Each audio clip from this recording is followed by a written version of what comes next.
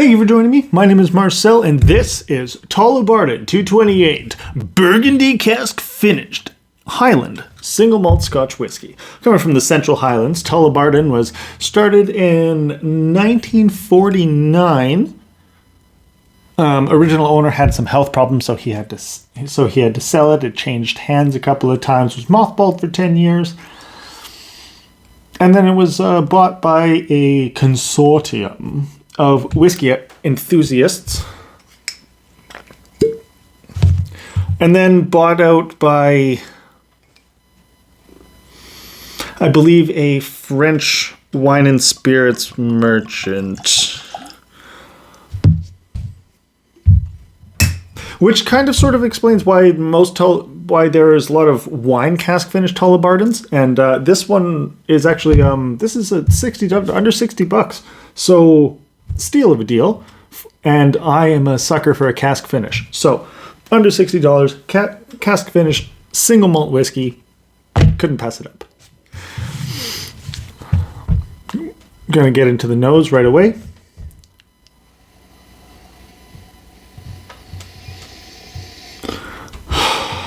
Immediately, sourdough bread, but sourdough bread that's like crusted with raspberries and strawberries and or red fruit.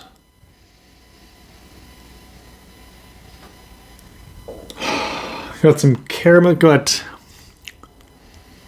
It's a tanniny caramel. It's a little, very, very, very small bit sulfurous, kind of ashy, which I usually get on a sherry cask finish. So that's kind of interesting. I think it's because it's a wine.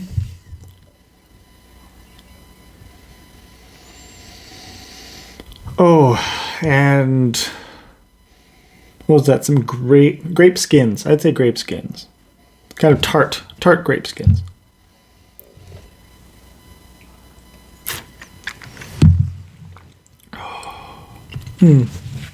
Oh, on the palate, there's that tanniny caramel transferred from the nose to the palate. That's wonderful.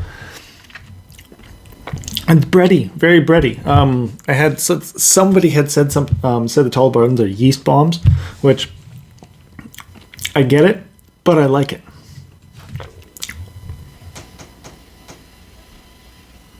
Yeah.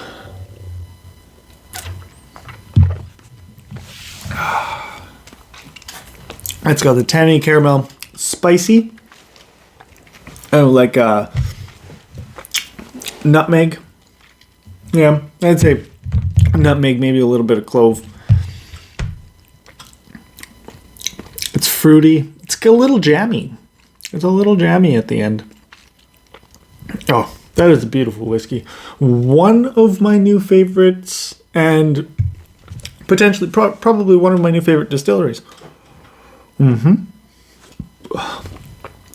Oh, another little fun fact. You will notice on every bottle of Tullibardine, it brandishes a 1488, also on the cap or cork. Sorry, it's not a cap.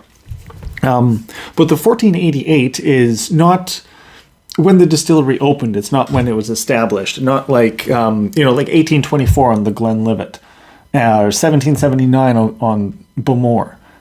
It's not that kind of a date. 1488 even actually is a little earlier than the first recorded account of whiskey being made, which was 1494.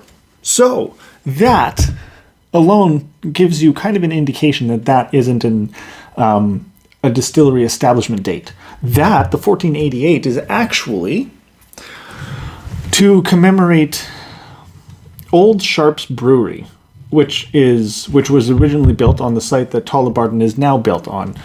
And the Old Sharps Brewery is where King James IV went after his coronation to acquire beer. And the first thing that he drank as king was that Old Sharps Brewery beer, or ale, whatever it was back then.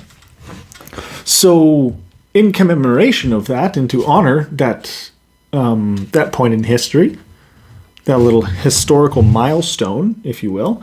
And Tullibardine being built on the very same site that the Old Sharps Brewery was on, they have the 1488. And I think that's pretty cool. I think that's a pretty cool little fact. Anyway, that's it. That's all. That's all I got for you.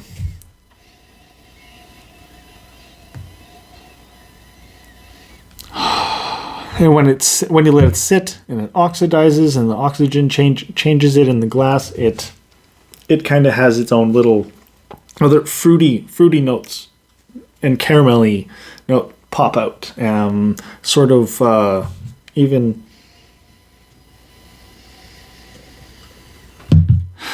pour some honey onto raspberries.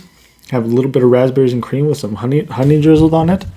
I'm starting to get that now. I mean, ideally, you would probably you would pour a whiskey and then let it sit in the glass for 20 minutes. Let it not aerate like wine, but let the oxygen change it. Even add a little bit of water, because a little bit of water isn't going to hurt anything. This 43% ABV alcohol is, oh, come on, brain, 57% water. Anyway, so. Well, thank you for joining me. Thank you for listening to me babble about some whiskey. And hope to see you again here next time. I appreciate you for coming. Please drink responsibly. Have a wonderful evening.